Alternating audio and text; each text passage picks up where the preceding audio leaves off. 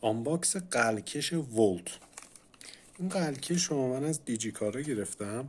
قبلا یه نسخه دیگه گرفته بودم که اسمش ولت نبود و متاسفانه کیفیتش نسبت به این ضعیفتر بود. متوجه نشده بودیم اون زمان فروشنده‌ای که فرستاده بود ولت نفرستاده بود. حالا همونطور که میبینید این مدل ولت سنگینی خوبی داره و پمپش روانتره. من یه دونه نوکی نسوزم انداختم و انقدر کیپ میگیره که قشنگ شما کارتون انجام بدین. محصول با کیفیتیه، به شرطی که فروشنده براتون حتما ولت بفرسته.